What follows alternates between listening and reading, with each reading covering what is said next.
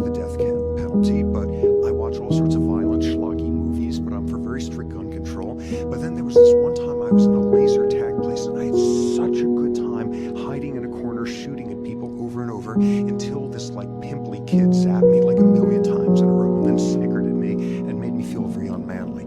So essentially what is obvious here is I'm your typical human when it comes to this extremely confusing topic of violence. Now, obviously, as a species, we have problems with violence. We have used shower heads to deliver poison gas, litters with anthrax, passenger planes as weapons, mass rape as a military strategy. We are a miserably violent species. But there's a complication with that, which is we don't hate violence. We hate the wrong kind of violence. Because when it's the right kind, we leap in, we pay good money to watch it, we hand out medals, we vote for it, we mate with the people who are masters at it. When it's the right kind of violence, we love it. And there's an additional complication, because amid us being this miserably violent species, we're also an extraordinarily compassionate and altruistic one. So how do you begin to make sense of us, the biology of us at our best moments and our worst moments and all those ambiguous ones in between? Now, one thing that is clear is it is utterly boring to understand the biology of the motoric aspects of your behavior. Your brain tells your spine, tells your muscles to do something, and hooray, you've behaved. What's incredibly complicated is understanding the meaning of the behavior. Because in one setting, firing a gun is some appalling act, and in another, it's an act of heroic self-sacrifice. In one setting, putting your hand on top of someone else's is deeply compassionate, and another, it's a deep betrayal. The challenge for us is to understand the biology of the context of our behaviors, and that one is really, really challenging. And one thing that's clear is you are never going to really understand what's going on if you get it into your head that you're going to be able to explain everything with this is the part of the brain, or the gene, or the hormone, or the childhood experience, or the evolutionary mechanism that explains everything, because it doesn't work that way. Instead, any behavior that occurs is the outcome of the biology that occurred a second before, an hour before, and all the way to a million years before. Okay, so to give you some sense of this, okay, so you're in some situation, there's a crisis, there's rioting, violence going on, people running around, and there's a stranger running at you in an agitated state.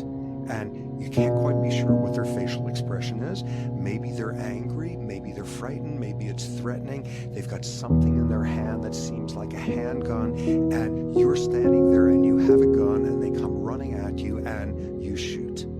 And then it turns out that what they had in their hand was a cell phone instead.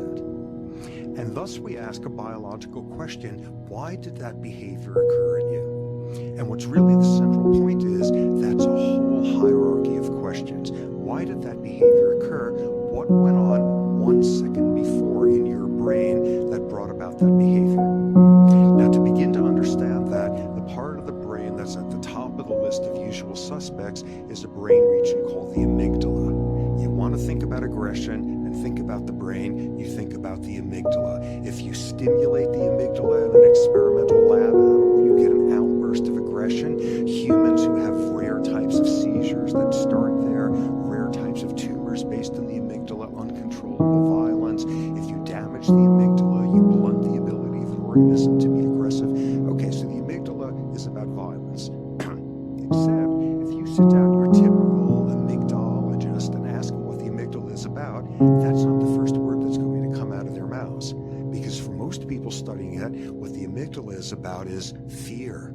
Fear and anxiety and learning to be afraid. In other words, we've just learned something very interesting, which is you cannot understand the first thing about the neurobiology of violence without understanding the neurobiology of fear. And a world in which no amygdaloid neuron need be afraid, there'd be an awful lot more of us sleeping between lions and lambs. Now, the thing to begin to make sense of with the amygdala is what parts of the brain does it talk to, and which regions talks to it in turn. Now, a next region that is incredibly interesting is called the insular cortex.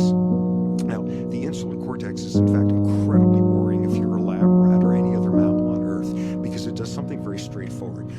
bite into a piece of food and it's spoiled and rotten and fetid and rancid and all of that. And what happens is, as a result, your insular cortex activates and it triggers all sorts of reflexes. Your stomach lurches, you gag, you spit it out, you have a gag reflex.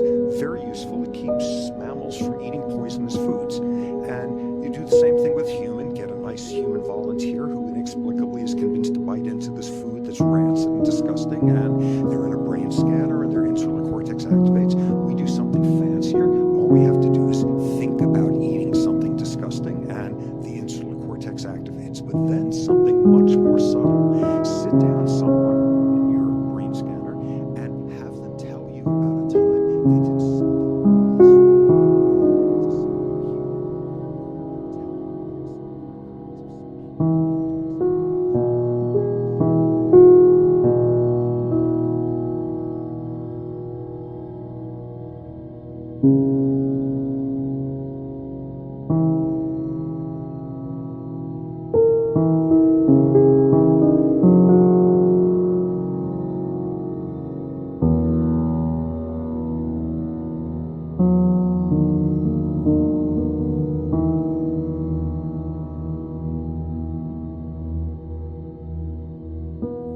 you.